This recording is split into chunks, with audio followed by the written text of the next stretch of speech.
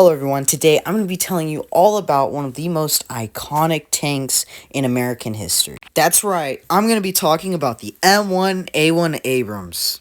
The M1A1 Abrams isn't just a singular tank, it is multiple tanks that span across a huge family tree. For example, some versions carried the 102mm gun, while the more modern versions carry actually a 120mm gun. The idea of the Abrams sprouted off the failed joint project of the MBT-70, the tank that was intended to replace the old and outdated M60. After the cancellation of the project XM803, the U.S. military started a new project called XM815, a project that started in January 1972. This project was for the Abrams, and by 1973 of February, the first new design of the Abrams would appear. By January 1973, the project name XM815 would be renamed to XM1. By 1976, Chrysler and General Motors would release their first two prototypes. Both prototypes featured the 105mm gun and a similar engine to the M70 tank. Both tanks had numerous problems that would be buffed out, but the Chrysler prototype had a less fuel-efficient engine, causing it to drink more gas than expected. This led to the Defense Department to choose the XM1 General Motors prototype. But when General Motors presented the idea to the United States Department, they asked for a tank with a turbine. What a turbine does to a tank is makes it more powerful, with the trade-off of making it extremely loud. If you ever hear a Abrams outside, you can hear it from miles away. Its engine is so loud because it has a turbine in it. After both prototypes were redesigned, Chrysler would get the project because the U.S. Defense Department liked how they saved more money, leading to our M1A1 version today. 11 prototypes were produced, and eventually the U.S. Defense Department would allow it to join the U.S. military and start mass production.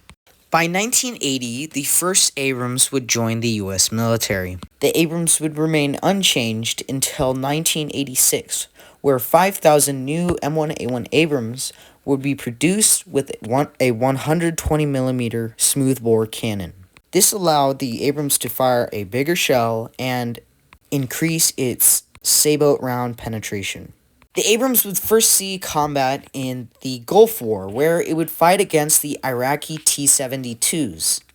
It also proved that the Abrams had a farther range than the enemy T-72s. It could fire shots from 8,200 feet away, whereas the Soviet tanks could fire shots from 6,600 feet away. It also featured a next-gen thermal optic that was extremely new to the New World. In 1993, the Abrams would participate in the Waco Siege in 1993, deployed by the FBI. Two M1 Abrams would be borrowed from the military to fight against a branch of Davadians. The Abrams would then see further combat in 2003, where it would be deployed in the Iraq War to hunt down Saddam Hussein.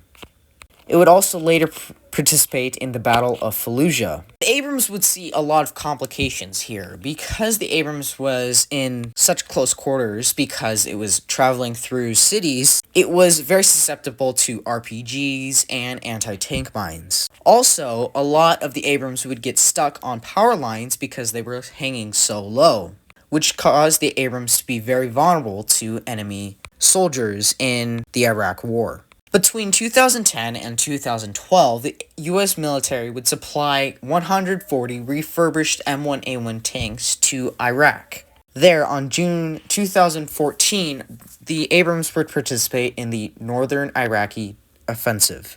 The Abrams would then see more combat throughout the years. For example, on 2016 of April, the Abrams would participate in destroying enemy IED plants.